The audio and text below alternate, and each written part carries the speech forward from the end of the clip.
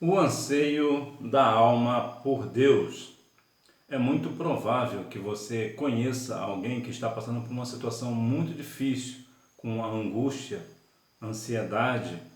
Esta aula vai esclarecer algumas coisas e também vai te dar algumas respostas para que você venha ajudar esta pessoa. Esta é a lição número 6 da classe de jovens. Texto principal. Como o servo brama pelas correntes das águas, assim suspira a minha alma por ti, ó Deus. Salmos 42, 1. Resumo da lição. A nossa alma suspira por Deus. Sua presença traz sentido à nossa vida. Não podemos viver sequer um dia sem o Senhor.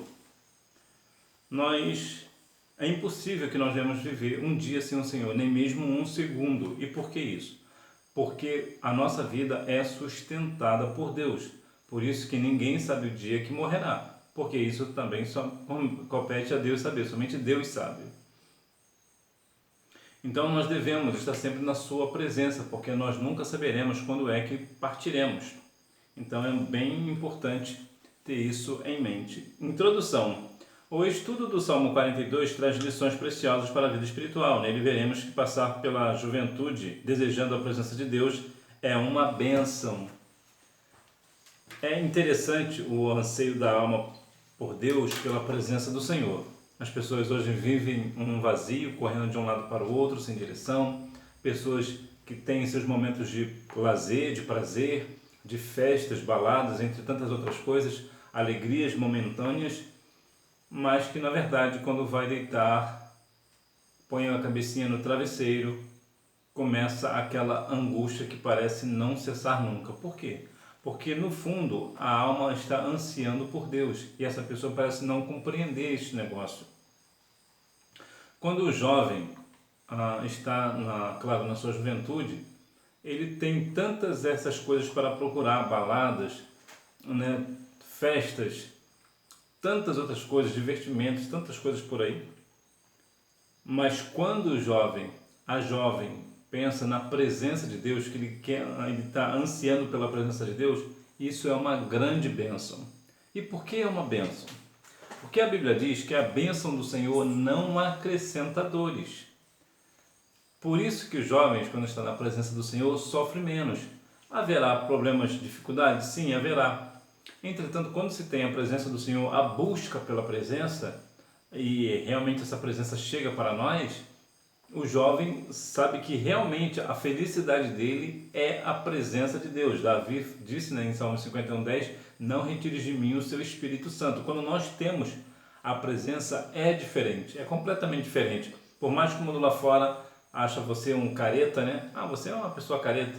Entre tantas outras coisas, você é um quadrado, né? Tantas outras coisas. Mas a verdade é que nós somos felizes. Por quê? Porque a alegria do Senhor é a vossa força, como diz Neemias 8:10. A Bíblia nos diz também, nos relata, que o Senhor quer que a nossa alegria seja completa. Portanto, desejar a presença de Deus não é coisa para velho, não é coisa de velho, gente velha, não é coisa de gente ultrapassada que não tem modernidade. Querer a presença de Deus é uma bênção na vida de todos nós, principalmente você que está aí na sua juventude. Certamente isso fará toda a diferença na sua vida. Talvez você até não entenda muito hoje, no que vai fazer a diferença hoje. Talvez até você não entenda. Mas daqui a alguns anos, quando você tiver um pouco mais, com a idade um pouco mais avançada, você verá que o fato de você ter passado a sua vida, a sua juventude, na presença de Deus, vai fazer toda a diferença. E isso vai te evitar fortes dores de cabeça, muitos trabalhos, muitos prejuízos, né? Muitos problemas que serão evitados porque você estava na presença de Deus. Portanto, você escolheu o caminho certo. A alma que suspira por Deus. Introdução ao Salmo 42. Esses levitas que sabiam bem a respeito da importância da adoração no templo. Não existe mais levitas nos tempos atuais. Isso aqui não dá nem para contestar, né? Mas é interessante falar desse ponto. Vou trazer aqui o levita aqui no sentido de pessoas que adoram ao Senhor, principalmente na parte musical, os instrumentos, principalmente nessa parte aí. Se é o teu caso, você sabe realmente da importância que a sua adoração tem no templo? Você tem mesmo responsabilidade naquilo que você foi chamado para fazer? Muitas pessoas hoje dizem uma coisa que infelizmente é uma verdade, que é o seguinte, claro, não são todos, mas a grande maioria dos músicos não tem nenhum compromisso com a palavra do Senhor. Eles não têm, muitos deles nem Bíblia para a igreja levam. Então é muito... E depois querem dizer que são levitas da casa de Deus. Há uma questão interessante, por exemplo, levita vem da tribo de Levi. Levítico é um livro da Bíblia que é diretamente de instrução aos levitas. Detalhe, no livro de Levítico não existe nenhuma referência para música. Então, só para ficar claro que o fato de uma pessoa ser instrumentista ou cantar na igreja não faz dele levita no sentido literal da palavra. Mas eu vou trazer aqui de uma forma figurada, simbólica, para que venha incluir aí a questão dos músicos na igreja. Quantos músicos hoje não chegam para o ensaio? Porque eu já sei tocar, eu já sei cantar, então ele não vem para o ensaio. E quando chega, faz aquela baderna no ensaio, né? Isso não é parte de Deus, isso não é de Deus. E muitas vezes não tem compromisso com a palavra, nem para a escola bíblica dominical, muitos deles nem aparecem, nem sabem o que é EBD. Então, sim, existe uma grande importância da adoração no templo. Nós vamos para o templo para adorar, sabemos que podemos adorar a Deus em qualquer lugar. Mas quando nós vamos para a casa do Senhor, como diz Salmo 122:1, alegrei-me quando me disseram vamos à casa do Senhor. Então nós vamos à casa do Senhor para adorar ao Senhor com alegria. Pelo quê? Pelos seus atos poderosos, por todas as bênçãos que o Senhor tem nos dado, por tudo aquilo que o Senhor Deus tem feito em nossa vida. Então nós vamos adorá-lo na beleza da sua santidade. Portanto, é muito importante que você venha para a casa do Senhor adorar Ele em espírito e em verdade. A alma anseia por Deus. Em seu comentário bíblico, Mateus Henry escreve: comparecer diante de Deus é, ao mesmo tempo, o desejo dos justos e o terror dos hipócritas. Isto aqui é um negócio profundo.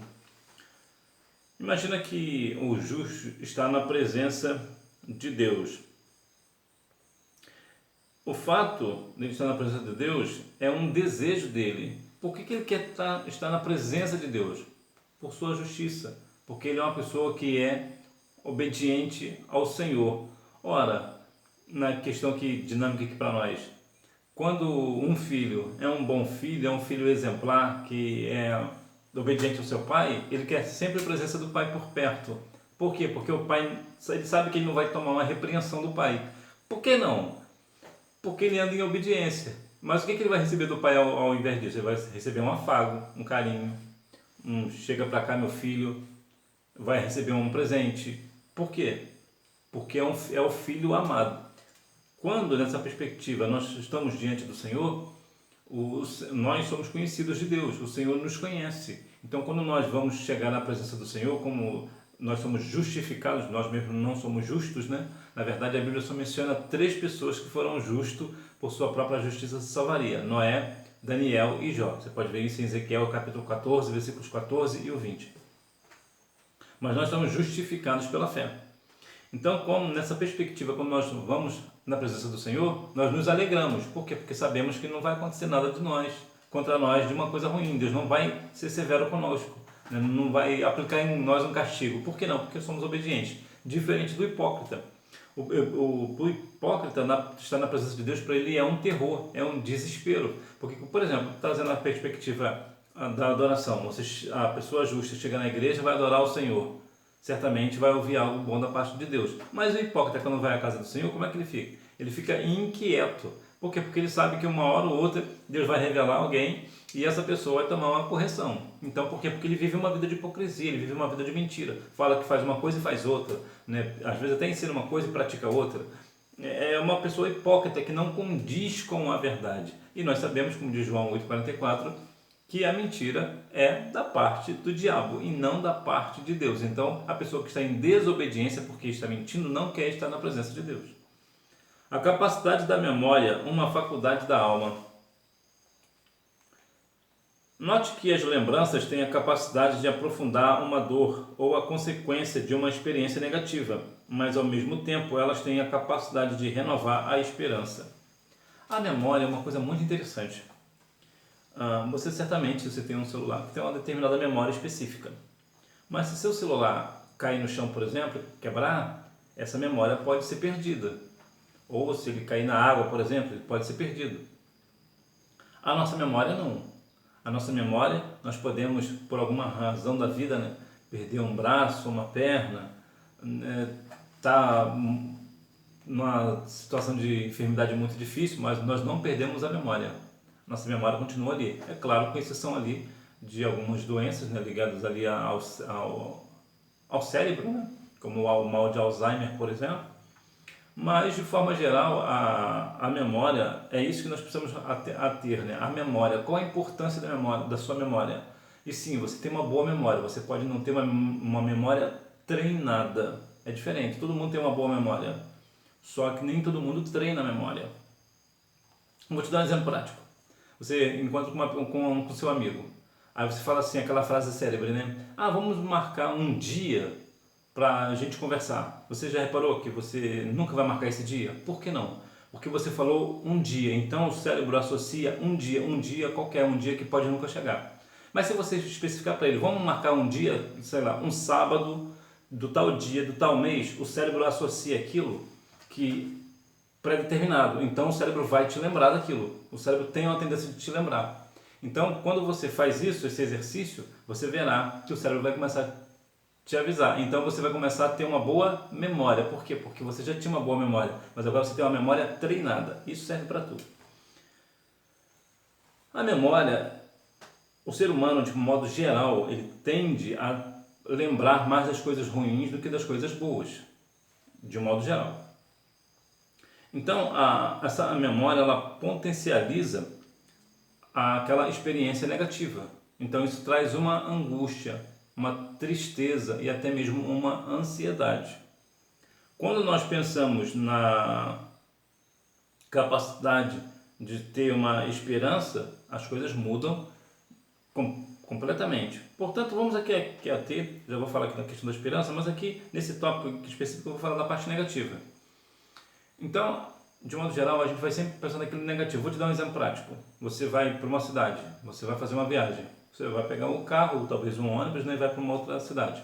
E você passa pela cidade e vê muitas coisas bonitas, cachoeiras, os animais nos pastos, verdejantes, muita imagem bonita. Mas de repente, lá pelas tantas, você vê que houve um acidente de carro, por exemplo.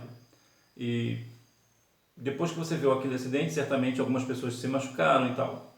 Quando chegar no seu destino, você não vai se lembrar, você não vai falar das coisas boas que você viu durante o percurso. Você vai lembrar somente do acidente de carro. Por quê? Porque a gente tem uma tendência de lembrar das coisas negativas. E isso faz com que essa experiência negativa fica viva na sua vida. E isso é perigoso. Isso é muito perigoso. Nós temos que lutar contra esse negócio. Porque as coisas negativas acontecerão? Sim, acontecerão. Mas nós devemos guardar aquilo que é edificante para a nossa vida, para a nossa alma. Guardar aquilo que é bom. Ver, por exemplo, os jornais de hoje, né? Revistas, telejornal de modo geral, só dá péssimas notícias. Então nós temos que guardar, trazer aquilo para nós, aquilo que nos traz esperança, né? Tirar esse pensamento negativo. Não é que também vou falar sobre aquela questão de pensar positivo ou negativo, que aquilo ali é uma outra questão que também Deus não está nesse negócio. O crente, né, a pessoa cristã, não tem pensamento negativo ou pensamento positivo, né? Principalmente pensamento positivo que o pessoal fala por aí, né? O cristão tem fé e não pensamento positivo. Já falo para você sobre esperança. A alma que se encontra abatida. Não é pecado, a alma está abatida. O versículo 6 deste salmo revela que uma experiência negativa pode introduzir em nossa alma um estado de angústia. Aqui nasce a depressão. A depressão, de modo geral, é aquela questão, é uma doença, vamos falar, uma doença, que na verdade potencializa aquela questão negativa. É uma questão negativa. Ele é uma tristeza profunda, que a pessoa não sabe por que sente aquela tristeza profunda, mas ela potencializa muito o fato negativo da situação. Por exemplo, a pessoa sabe fazer um bolo maravilhosamente, um bolo de cenoura perfeito, mas ela não sabe fazer o de chocolate. O de chocolate ela não acerta. Quando ela está em depressão, ela só vai falar do chocolate que ela não sabe fazer. Ela não fala do bolo de cenoura que ela sabe fazer. Ela só fala daquilo que é ruim, ela só vê o lado negativo da vida dela. E como é que vamos tratar a questão da depressão? Bom, em primeiro lugar, a gente precisa ter muito isso em mente, que para ajudar uma pessoa em estado de depressão, nós precisamos ouvir, saber ouvir. Não se apresse em falar. Na verdade, o falar menos é mais, né? Quanto menos você falar, melhor será. Deixa a pessoa falar. Se a pessoa chegou ao ponto de confiar em você, de se abrir com você e falar as coisas para você, deixa a pessoa falar. Não pense que você vai ter um bom argumento que você vai fazer com que a pessoa mude, porque não vai mudar. Quanto mais você falar, pior será. Então, mas o que você pode falar? Você pode falar frases, por exemplo, eu me importo com você, eu estou aqui com você, eu vou te ajudar. Aí a pessoa, por exemplo, você está na casa da pessoa, não diga para ela, jamais fale coisas, por exemplo, se precisar de ajuda, me liga, fale comigo. Não, ele não vai falar com você, ele não vai te ligar. É você que tem que se dispor a ele. Por exemplo, não fale para ele que você, ou para ela, né, que você vai lavar a louça para ela. Não, você vai lá e lava. Para ela ver que você está realmente se importando com ela. Então, a depressão, ela é um estado que chega a doer a alma. A pessoa sente uma dor física, né? É profundo. Somente quem já sentiu alguma vez vai conseguir te detalhar com perfeição. Um outro ponto que é muito importante é que você vê com essa pessoa a possibilidade dela ir a um psicólogo. Sim, mesmo uma pessoa crente, a pessoa salva na pessoa de Cristo hoje precisa de um psicólogo também. Jesus é o melhor psicólogo de todos, é verdade, mas em alguns casos específicos, as pessoas às vezes estão com uma situação espiritual tão debilitada, mas tão debilitada, que talvez nem em Cristo mais ela não consiga mais se apegar. Então é importante que você leve essa pessoa a um psicólogo, e esse psicólogo certamente vai dar uma orientação melhor, vai te levar a outros profissionais, se for o caso, e assim você está ajudando e muito, e até salvando a vida dessa pessoa. Portanto, jamais menospreze uma pessoa com depressão. Jamais diga aquelas frases práticas, né? Isso é falta de Deus. Vai ler Bíblia. Vai fazer isso ou vai fazer... Não, isso aí você só vai prejudicar e vai piorar a situação. Isso é tão terrível, é tão lastimável que por conta de uma frase dessa sua, a pessoa pode até cometer o pior. A natureza traz lições de Deus. Assim, a natureza nos traz lições belíssimas de que ela não é fruto de um caos, de uma desordem. Há um Criador que a sustenta e a dirige. Se ele faz isso com os minerais, os vegetais, os animais, por que seria diferente com os seres humanos? Alguma vez você já pensou, por exemplo, na questão da pessoa com depressão, por exemplo, ou mesmo no teu caso, por exemplo, que você está aqui comigo, você já observou o que você é? Você é o melhor de Deus. Lá em Gênesis capítulo 1, versículo 26 te dá um norte sobre isso. Você é a imagem do Senhor. Então você é o melhor de Deus. Assim como essa pessoa que está com depressão também é o melhor de Deus. Então, se o Senhor, ele orienta os vegetais, os animais e tantas outras coisas para que tudo fique no lugar, você acha mesmo que Deus não se importa com você ou com aquela pessoa que está em depressão? E se falando em depressão, é muito deixar claro isso aqui, que as pessoas dizem que, principalmente nós cristãos falamos muito, a depressão é para quem não tem Deus no coração, é para quem não está salvo na pessoa de Jesus. Isso não é verdade. Eu vou te dar alguns exemplos bíblicos. Por exemplo, vou te dar um clássico, que é o profeta Jonas. Jonas foi pregar em Nínive, aquela história que possivelmente você deve conhecer bem, mas para a gente resumir, Jonas desejou a morte. Só deseja a morte quem está em depressão. Vê, por exemplo, Ana. Ana estava angustiada na alma. Vê, por exemplo, Elias. Elias fugiu. O apóstolo Paulo. Então, há situações que nós não podemos achar que depressão é falta de Deus. Não é. Há casos bíblicos, como eu mencionei aqui, Ana, Jonas, Paulo, que estavam em situação muito difíceis, de angústia profunda, de depressão. E nem por isso é uma falta de Deus. Agora, nós temos que ter cuidado para isso não agravar, A pessoa começa com angústia, tem ansiedade, aí vai para a depressão e depois pensa no pior. Então, isso aí nós temos que ser aquela mão amiga que vai ajudar e não atrapalhar. Então, veja que assim como Deus tem tudo no seu devido lugar, tudo debaixo da sua potente mão, A nossa vida também está nas mãos dele, mas temos que lembrar também que nós temos livre-arbítrio, né, para fazer da nossa vida o que nós bem quisermos. Então é aqui que mora o perigo. Nós precisamos ajudar pessoas que estão nesse estado de depressão. É preciso ter esperança. Na fé cristã, o problema não é estar abatido, pois isso é esperado em nossa caminhada. O problema é perder a esperança. Sim, há alguns momentos que você se sentirá abatido, como eu acabei de falar, Jonas, Ana, o apóstolo Paulo, Elias, entre outros, né, que se a gente procurar, a gente vai achar um monte. Mas isso nós não devemos fazer disso a nossa muleta, né? Se agarrar porque nós estamos abatidos. Não, de maneira nenhuma. Nós estamos abatidos, estamos tristes por alguma razão, ou às vezes até mesmo em estado de depressão, mas nós não podemos perder a esperança. O poeta francês Victor Hugo certa vez disse o seguinte: a esperança seria o maior dos sentimentos humanos se não existisse o desespero. Então o problema do ser humano é o desespero. Quantas pessoas hoje estão desesperadas, pensando em fazer o pior, cometer o pior, porque estão sem esperança na vida? Nós somos as pessoas que vão levar esperança a essas pessoas que estão sofrendo esse mal. Somos nós. O Senhor já nos ungiu, nós somos sacerdócio santo, então nós vamos levar a palavra de esperança a essas pessoas, para que essas pessoas não venham a perder a esperança, né? Tem até um verbo que eu acho muito interessante, que é o verbo esperançar. Esperançar é uma questão muito interessante. Eu vou te dar um exemplo. Você está esperando alguém, por exemplo, em algum lugar, e você está tão firme que essa pessoa vai chegar, que quando chega uma pessoa próxima de você, você está fazendo o quê? Estou esperando alguém chegar. Vou ficar aqui com você. Por quê? Porque você está tão empolgado, está tão aquela questão de estar tão animado de ver essa pessoa, que isso passa para aquela outra pessoa que acaba contagiando ela e que ela quer esperar essa pessoa também. Por quê? Porque isso é o verbo esperançar. É trazer esperança de uma forma daquilo que ainda vai chegar. E nós devemos levar essa esperança.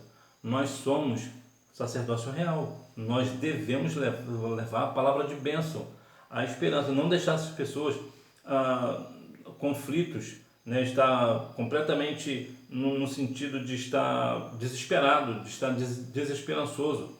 De maneira nenhuma. Nós vamos ajudar essa pessoa. Nós vamos colocar essa pessoa na presença do Senhor. Vamos ajudá-la para a honra e a glória do nome do Senhor, para que ela não venha assim perder a esperança. Mostrar para ela que Jesus é a nossa esperança é sua vinda. E no 300, eu não vou cantar não, que eu cantar só Jesus. Mas nós temos que levar essa esperança a essas pessoas. Como fortalecer a esperança em tempos difíceis? Não esteja sozinho. Por isso, uma lição que o Salmo 42 ensina é que nada em nossa vida pode tirar o foco da fé. Sua vida espiritual dará a direção para o futuro que você colherá. Ficar sozinho não é uma coisa boa, principalmente a parte feminina. As meninas de modo geral não gostam de ficar sozinha para nada, né? Querem almoçar juntas, querem lanchar juntas com alguém, elas querem sempre companhia, elas não gostam de ficar sozinhas. De modo geral, as moças não gostam de ficar sozinhas. Nós homens, nós temos mais aquela questão de ficar sozinho, ter o nosso espaço e tal. Isso aqui é uma questão à parte. Mas não é ficar sozinho, mas nós não devemos estar sozinhos todo o tempo. Nós devemos ter pessoas, amigos, né, parentes, né, aqueles entes queridos, pessoas amigas, pessoas próximas, vizinhos. Nós devemos sempre estar em comunhão com alguém, né, com algumas pessoas, porque essas pessoas também vão nos ajudar. Isso é importante, que nós devemos ter fé, não tirar o foco. Nós temos que ter foco na nossa fé, nós precisamos ter fé no Senhor Jesus. Por quê? Porque essa nossa vida espiritual, ela depende muito da parte material. Porque, de modo geral, quando uma pessoa está materialmente debilitada, o espiritual também dela é afetado. Algumas pessoas não, como vê Jó, né? Jó está com a vida material só o sangue do cordeiro, mas a vida dele espiritual estava firme. Isso são poucos que conseguem se manter espiritualmente firme, quando a vida material está meia frouxa, né? Meia fraca. Então nós devemos ter o quê? Ter sentido na nossa fé, continuar crendo no Senhor Jesus Cristo, porque certamente nós iremos colher o fruto daquilo que nós estamos vivenciando hoje. Equilíbrio espiritual e social. Há muitos desafios na vida de muitos jovens. Há jovens que trabalham e estudam. Se é o teu caso, se você trabalha e estuda, você é uma pessoa guerreira. Porque trabalhar e estudar não é uma tarefa fácil, não é para qualquer pessoa, não. Aos que assumiram um sustento da casa, pois um dos pais foi recolhido por Deus. Também é uma tarefa também muito difícil. Pessoas que estão na sua juventude, que têm uma vida de liberdade, né, pela frente, agora não é que está presa, né, não é que ele está agora é algo errado, mas pesa ter a responsabilidade dentro de casa de manter o sustento da família, porque um dos pais, né, principalmente o pai, né, que é o provedor, foi recolhido por Deus, ou a mãe, né, ou ambos, né, então esse jovem tem agora a responsabilidade de criar os irmãos, é uma tarefa bem difícil. Outros ainda estão iniciando a carreira nas Forças Armadas, que também é uma questão do início, né, das Forças Armadas, estava com 18 anos, 17, 18 anos, então está bem no início aí da sua juventude. Ou lutando para se sustentar numa universidade pública ou privada. Enfim, os desafios são complexos. Sim, os desafios dos jovens não são fáceis. As pessoas dizem, a vida de jovem é fácil. Cá para nós, vida de jovem não é fácil não. A vida de jovem é bem difícil. Até por uma situação, que até vai entrar aqui no sentido que até um pouco, que não está aqui na revista, que é a questão da questão do namoro em si, né, da questão sexual do negócio, né, que o jovem, né, a jovem tem os sentidos à flor da pele, então tem aquele desejo ardente, né, que eu não vou entrar em detalhe que você entendeu. Então frear esse negócio é muito difícil, né, ainda mais para nós homens é bem difícil. Então os jovens têm uma vida muito difícil. O jovem cristão que está honesto na presença do Senhor, realmente ele tem muitos desafios complexos e muitas pessoas não compreendem. Talvez seja por isso também que vem aí a questão da angústia, né, da ansiedade, da depressão dos jovens, também pode vir desse sentido, né, de não ser compreendidos. Mais uma ajuda aqui para você, que você venha compreender os seus alunos, por exemplo, né, os seus amigos, né, você venha aí compreender, mostrar para ele, mostrar para ela que você realmente se importa com a vida dela. Traga à memória o que dá esperança. Outra lição preciosa que podemos extrair do Salmo 42 é a capacidade de trazer boas lembranças para o tempo presente, desafiador. Tenha em mente que o que Deus permitiu você passar ontem é porque isso o ajudará hoje. É difícil? Claro que é difícil. Lembra que eu falei lá da memória? Que geralmente a gente só traz aquilo que é negativo? Mas puxa na sua memória o que Deus já fez pela sua vida. Agora, agora você tem passado isso para as pessoas, para os seus amigos, os seus alunos, né, ou familiares, vizinhos. Nós falamos muito, né, da questão negativa da memória, mas nós devemos fazer exatamente isso, trazer à memória o que dá esperança, lembra lá do verbo esperançar? Então, você precisa ter esperança, continuar tendo esperança. E a esperança, no nosso caso de Cristo, é certeza. Nós temos a esperança, a certeza que Jesus virá buscar a sua igreja. Então, você é lavado e remido no sangue do Cordeiro. Você é uma pessoa lavada e remida no sangue do Cordeiro. Então, você faz o quê? Você usa a sua memória para trazer as boas lembranças, aquelas coisas que o Senhor fez pela sua vida. E se falando também, até nessa questão de depressão também, outras coisas também que podem trazer essa questão da ansiedade e tudo na vida dos jovens, é o desemprego, por exemplo, a questão do namoro não andou bem, houve, por exemplo, uma traição, por exemplo, de uma das partes, ou por alguma razão o namoro precisou findar e as partes ficam muito magoadas, ficam tristes porque um amava o outro amava um. Então fica aquela coisa de que, poxa, a nossa vida estava tão bonita, nosso namoro estava tão bonito na presença do Senhor e teve que separar. Sim, eu conheço um amigo, por exemplo, que ele precisou separar da sua namorada, né, por questões que eu na verdade não lembro bem, mas me parece que foi porque ele aceitou a Cristo como Salvador. Então a menina não era crente, aí parece que eles acharam melhor separar. Eu não lembro bem porque isso já faz muito tempo. Mas por quê? Porque isso são situações que deixam o jovem muito debilitado, né? E acontece, às vezes acontece alguma coisa, até mesmo na igreja, né? Uma irmã fala alguma palavra que o jovem afeta o jovem. Então, esse tipo de coisa vai juntando, daqui a pouco a pessoa está com angústia, ansiedade e depressão. Então, nós devemos continuar orando para Deus nos dar um direcionamento e, mais uma vez, quando vier, no seu caso, se acontecer com você, né, se você vê alguma pessoa, né, que vier falar com você, que você tenha aí a maturidade de falar menos, evite falar, por mais que você goste de falar, por mais que seu argumento seja perfeito, não fale. Fale somente palavras, aquelas frases de apoio, né, eu estou aqui com você, eu te ajudo, eu me importo com você, coisas desse tipo. Conclusão. Nesta lição vimos que a nossa alma é dependente de Deus. Não há nada em que você possa colocar a sua confiança para preencher o lugar do Senhor. Percebemos também que a alma sente a ausência de Deus diante de uma tribulação e angústia. Embora Ele esteja perto, podemos usar recursos espirituais para reagir aos sentimentos paralisantes. Assim, somos convidados a não estar sozinhos, a andar em equilíbrio espiritual e social, bem como a cultivar lembranças que nos motivam a viver a vontade de Deus. Então, que nós devemos compreender que a depressão, sim, é um problema que aflige muito os jovens, né? Nós temos que ter maturidade para tratar esse negócio. É difícil, sim, é difícil. É por isso que existem profissionais da área, né? Como principalmente o psicólogo. Leva a pessoa ao psicólogo, o psicólogo vai levar essa pessoa a um outro profissional se for necessário, ou mesmo o próprio psicólogo vai conseguir resolver o problema. Mas de maneira nenhuma menospreze uma pessoa que está com depressão, de maneira nenhuma. Até porque existe um outro quesito também, que é o seguinte: se uma pessoa está com depressão, chega para você, para se abrir com você, e você fala uma palavra que faz com que essa pessoa tire a sua vida, por exemplo, naquele grande dia o Senhor vai requerer de você a vida dela. E aí, como é que você fica? Então, quando você está cuidando de uma pessoa com depressão, você também está se cuidando.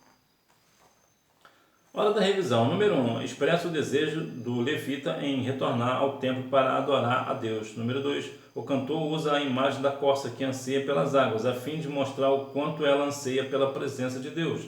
Número 3. O versículo 6 revela que uma experiência negativa pode introduzir em nossa alma um estado de angústia.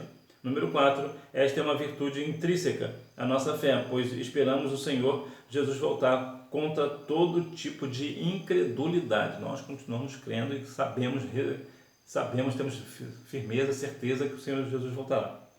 Número 5. Não estar sozinho, equilíbrio espiritual e social, e trazer à memória o que dá esperança.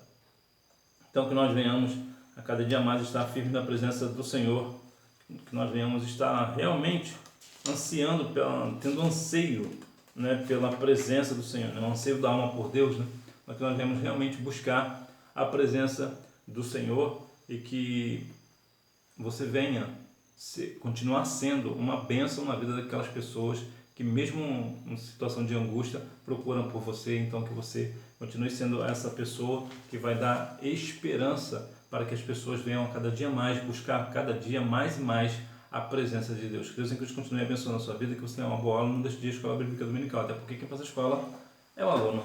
Tchau!